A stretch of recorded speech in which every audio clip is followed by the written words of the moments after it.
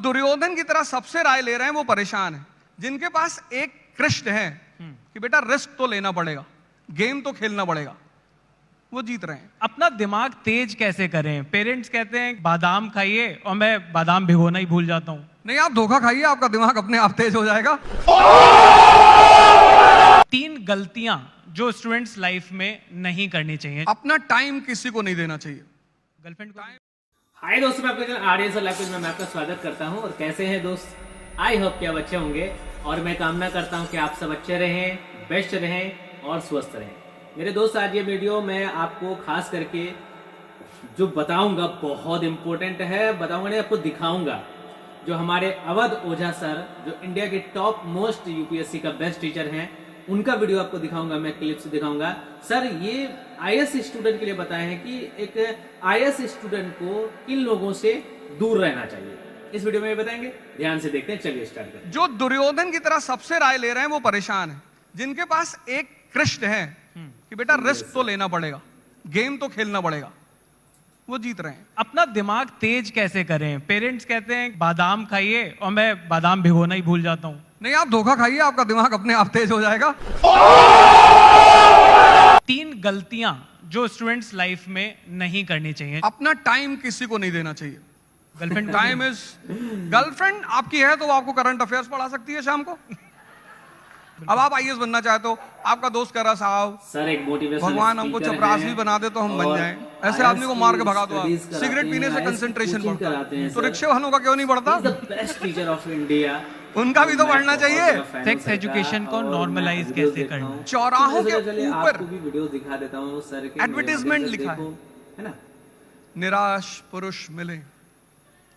इतनी निराशा इस देश में युवाओं को है, वो लिखते हैं बचपन की गलतियों के शिकार। बचपन में कौन गलती करता है?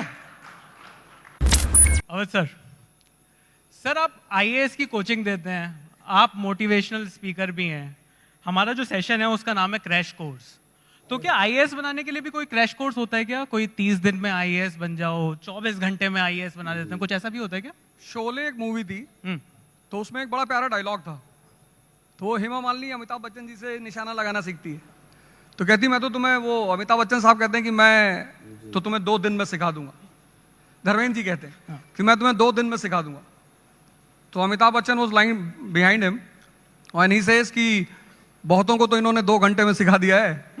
तो ऐसा कोई शॉर्टकट नहीं है, you should have a very good background जी। तो वो स्ट्रांग बैकग्राउंड जिसकी है उसकी हम फिनिशिंग करते हैं एज अ कोच। तो we as a coach do the finishing for the people and those who understand they qualify IAS.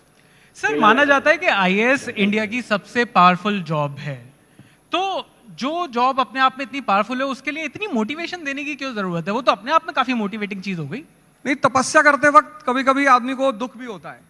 जैसे हमारी एक स्टूडेंट है टीना जी, टीना दावी, राजस्थान का, तो उन्होंने अपने एक इंटरव्यू में कहा कि हर दिन लगता था कि नहीं होगा, और कैसा लग रहा है कमेंट बॉक्स में बताएं। तो या तो आपका मन बहुत स्ट्रांग हो, कमेंट्स में जरूर बताएं, वीडियो को लाइक जरूर कि आप प्रभु राम की तरह 14 साल स्वयं जंगल में पड़े, और या फिर पीछे से आपको कोई चाहिए जो आपको डेली याद दिलाता रहे कि आप राजा बनने के लिए पैदा हुए हो, चाणक्य की तरह। बिल्कुल सर। सर एक डिबेट भी है, अब एक डिबेट के ऊपर मेरे को आपसे पूछना है, वो है English versus Hindi debate. English आना कितना जरूरी है? आईएएस के हिसाब से भी मैं पूछना चाहता हूं कि जो आईएएस की जो अटेम्प्ट जो हैं, जो इंग्लिश लैंग्वेज में देते हैं, क्या उनके लिए इजी हो जाता है? और लाइफ में भी क्या इंग्लिश जिसको आती है उसको मतलब समझ में नहीं आता? कई बार समाज जो है वो थोड़ा सा क्लासी समझता है, हिंदी मीडियम होता तो वो जुझारू हो जाता, लड़का क्लासी नहीं रहता। तो क्या आपको लगता है कि एक बायस है? बायस नहीं है, लैंग्वेज के साथ कोई बायसनेस नहीं है, पर एजुकेशनल पैटर्न ऐसा रहा। मतलब मैंने बहुत सारे हिंदी मीडियम स्टूडेंट्स को देखा कि उन्हें पता ही नहीं था कि पढ़ना क्यों है जी। For them E is equal to E. Education is for employment, education is not for employment. जैसे जिंदगी में अगर किसी को करीब लाना है तो डीओ लगाने की जरूरत नहीं। जैसे टीवी में ऐड आते हैं, एक लड़का कॉलेज जा रहा है, लड़कियां उससे बात नहीं कर रही, नेक्स्ट डे वो डीओ लगा के जा रहा है, परिया गिर रही है उसके ऊपर। तो मैं उस आदमी का इंटरेस्ट फाइंड आउट करना है, इसको चाहिए क्या? अगर एजुकेशन में 2 चीज नहीं है, क्यूरियोसिटी और लर्निंग, तो इट इज अ वेस्ट। तो मेरा मानना ये है कि बायसनेस नहीं है, एजुकेशनल पैटर्न, मतलब हमारा जो पढ़ाने का तरीका है, हम लोगों को रटा रहे हैं। अब तोते को आप कितनी बार भी राम कहला लो, वो बुद्ध तो नहीं हो पाएगा ना। This is the difference. बिल्कुल। सर, आपने लर्निंग की बात करी और आपका जो शिक्षा देने का जो स्टाइल है वो बड़ा अच्छा है और आप बड़ा यूथ से बड़ा अच्छा कनेक्ट करते हो। पर युवाओं की एक शिकायत है कि जो समय पढ़ाई का है वही समय प्यार करने का भी है। तो ये जो बैलेंस है ये कैसे बनाना है? मतलब वर्क लाइफ बैलेंस तो बन नहीं रहा, ये वर्क लव लाइफ बैलेंस कैसे बनाएंगे बच्चे? जिसका भी मन उसके कब्जे में है, जैसे मैं अपने स्टूडेंट से बोलता हूं, कई बार लोग क्लास में पूछते हैं सर अफेयर करना चाहिए? तो मैंने कहा यार, if you are lying down in lap of a girl and you are thinking about national income तो करना चाहिए है या नहीं है? कि आपका मन किसी चीज से डिस्टर्ब नहीं हो रहा है। कभी कभी जैसा एक बार मुझे बड़ा रिप्रिमेंड किया गया कि एक लड़के ने मुझसे पूछा कि सर कितने घंटे पढ़ना चाहिए? तो मैंने उससे पूछा कि गर्लफ्रेंड है?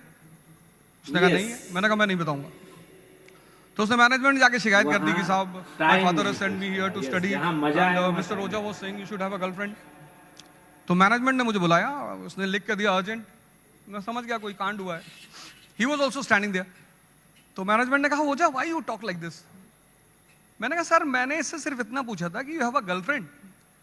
इसने सर ये तो नाराज हो गया।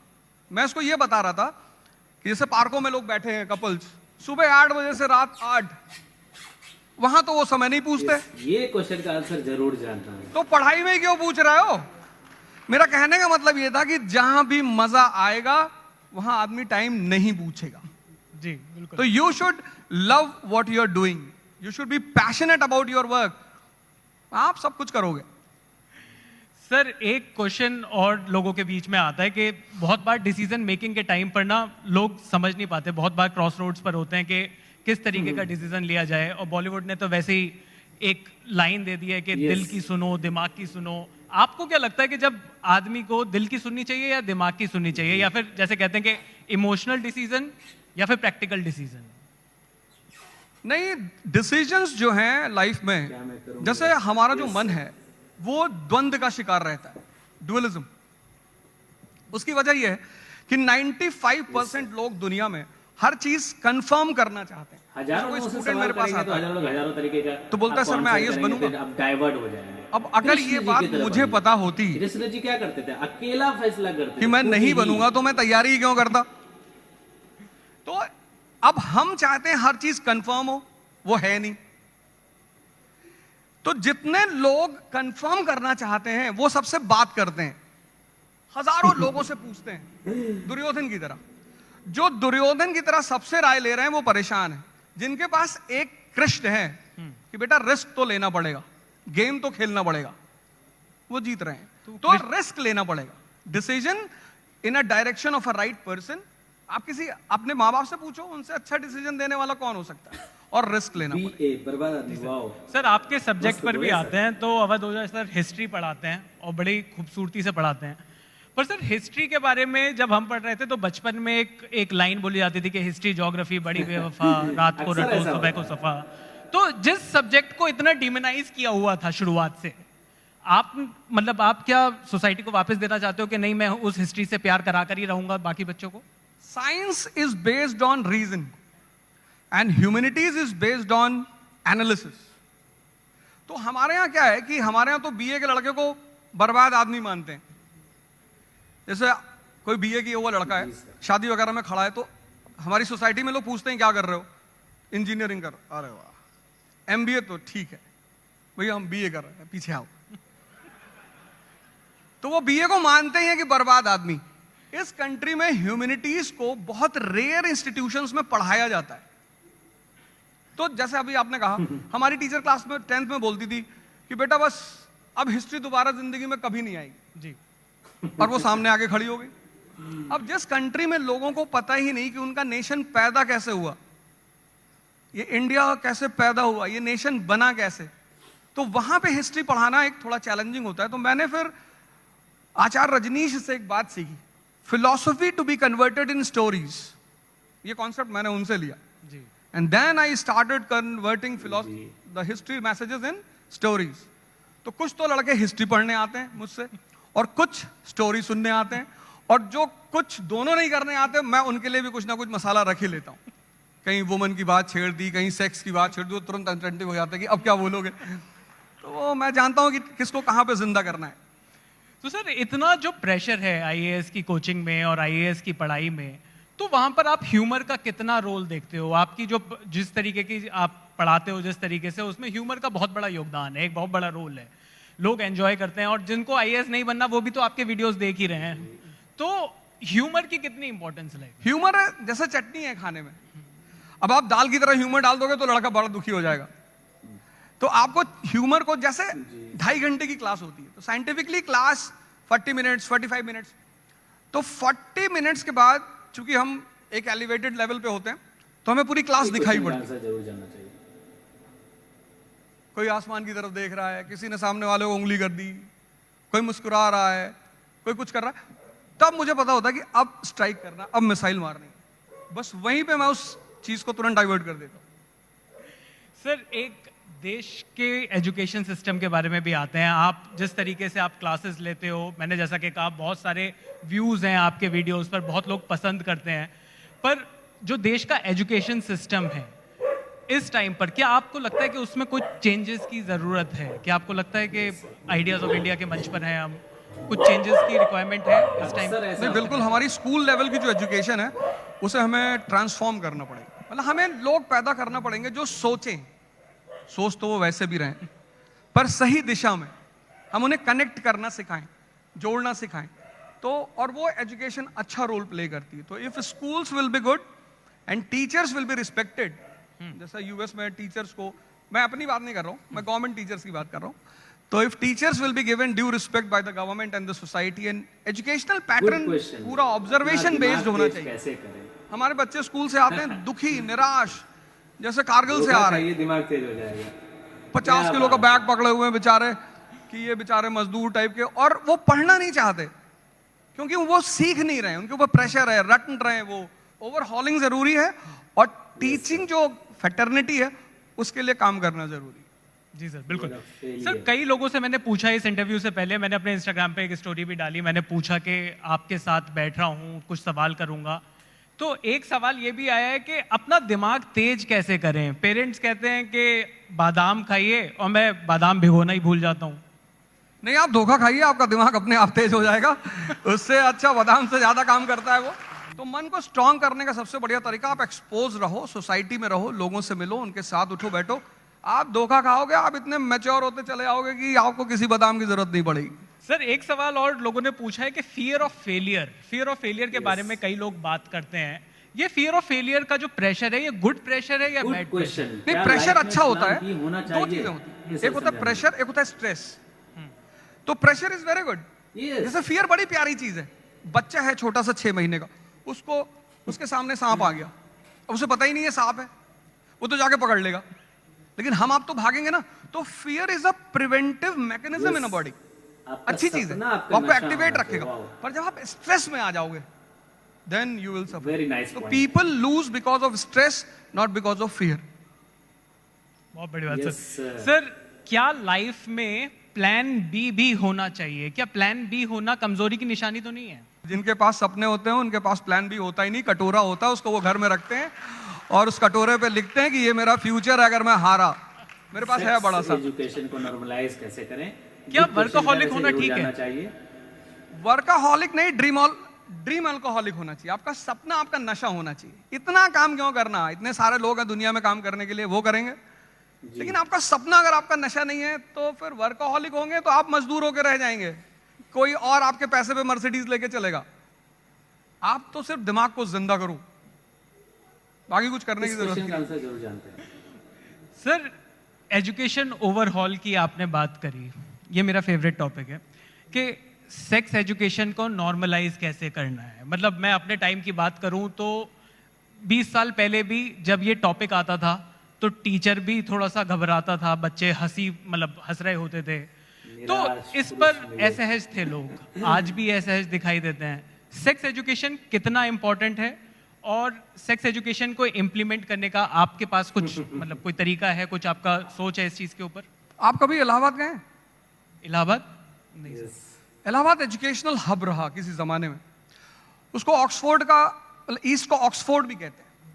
वहां का जो सबसे फेमस चौराहा है सिविल लाइंस जी, और जॉर्ज टाउन, उन चौराहों के ऊपर एडवर्टाइजमेंट लिखा है, निराश पुरुष मिले।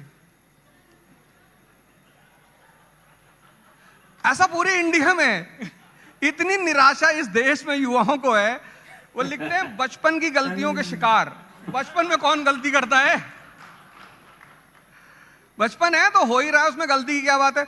और फिर अभी वो जो सीरीज आई थी मिर्जापुर जी, क्या प्रेजेंटेशन दिया उन्होंने इस क्वेश्चन का। आंगडनन गोस टू द डॉक्टर। वो जो सेक्सोलॉजिस्ट है उसका नाम भी बड़ा प्यारा है, वो कहता है शर्मा से क्या शर्माना।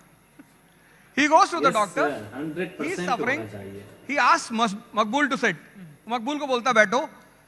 फिर वो कहता है कि आजकल बहुत सारे पतन हो रहे हैं, राजनीतिक पतन हो रहा है, नैतिक पतन हो रहा है, उसमें से एक शीघ्र पतन भी है। And then he points to मकबूल कि ये उससे परेशान है। मकबूल turns towards him, this is the condition of people in this country, अपनी बात को डॉक्टर से कह नहीं पा रहे। तो जिस देश में इतना बड़ा बाहुबली बचपन की गलतियों का शिकार है, वहां सेक्स एजुकेशन होना ही चाहिए। नहीं तो आप ये रेप, ये मोलेस्टेशन ये कभी नहीं रोक पाओगे, और वेस्टर्न वर्ल्ड अपनी पोर्नोग्राफी बेच के पैसा कमाएगा इस देश में। तो करना ही चाहिए और करना ही होगा। सर एक टॉपिक है online education versus offline education. आप ऑनलाइन इतना दिखाई देते हैं, तो कोविड के बाद एक फोर्स चेंज था ऑनलाइन एजुकेशन पर। क्या आपको लगता है गोइंग फॉरवर्ड, अगले 5 साल की बात करें या 10 साल की बात करें, क्या आपको लगता है ये जो क्लासरूम एजुकेशन है ये रिडंडेंट हो सकती है? ये क्लासरूम एजुकेशन का एक अलग मजा है, तो वो कभी रिडंडेंट होगा नहीं? जो ग्राफ्टिंग होती है, ग्राफ्टिंग वो जिंदा प्लांट से होती है, मुर्दे प्लांट से नहीं होती। लेकिन रेलेवेंसी होती है, चेंज होता है, टाइम होता है।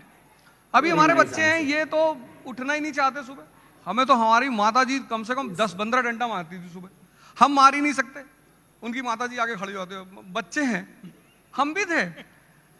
तो आने वाली 10 साल की बाद की जो जनरेशन होगी वो शायद इसको पूरी तरह अडॉप्ट कर ले, because change is a law of nature.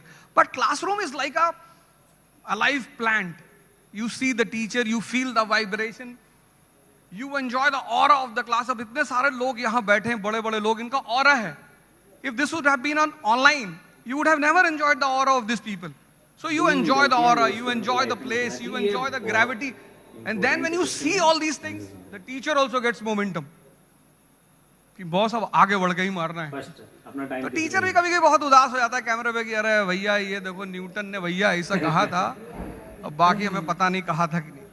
तो offline is best, but online can be used in the special circumstances.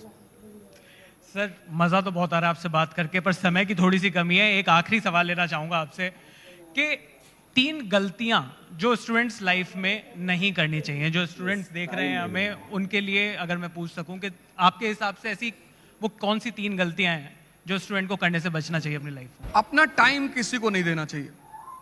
Girlfriend time is, girlfriend आपकी है तो वो आपको करंट अफेयर्स पढ़ा सकती है शाम को। आप डिसाइड करेंगे ना आपकी गर्लफ्रेंड कैसी होगी। आपकी गर्लफ्रेंड से आप शाम को बैठ के बात कर रहे हैं कि तुम्हारी बुआ जी तुम्हारे पापा से लड़ रही, तो आप तो वैसे ही खत्म है। Ambitious person is always surrounded by like minded people. तो आपको टाइम अपना किसी को नहीं देना चाहिए, देना ही नहीं चाहिए। आपको हमेशा उस कंपनी में रहना चाहिए जिनका टेम्परेचर हाई रहता है। जैसे आप, टेम्परेचर का एक लॉ है ना, temperature moves from high to low. अब आप आईएएस बनना चाहते हो, आपका दोस्त कह रहा साहब भगवान हमको चपरासी बना दे। ये 3 जो पॉइंट बताए हैं कि अपने माँ बाप से हमेशा कांटेक्ट में रहना चाहिए और अपना समय किसी को नहीं देना चाहिए और हाई टेम्परेचर के लोगों के साथ हमेशा रहना चाहिए, मतलब ऊपर सोचने वाले लोगों के साथ। तो मेरे दोस्त आप बताएं कि सर का जो इतने इंपॉर्टेंट वीडियो मैंने आपको दिखाया, वो वीडियो आपको कैसा लगा मुझे कमेंट बॉक्स में जरूर बताएं, और वीडियो को शेयर जरूर करें और सर के लिए लाइक भी कर दें, वीडियो को बहुत अच्छा लगेगा, और सब्सक्राइब करें ताकि इसी प्रकार का नोटिफिकेशन आपको वीडियोस का मिलता रहेगा।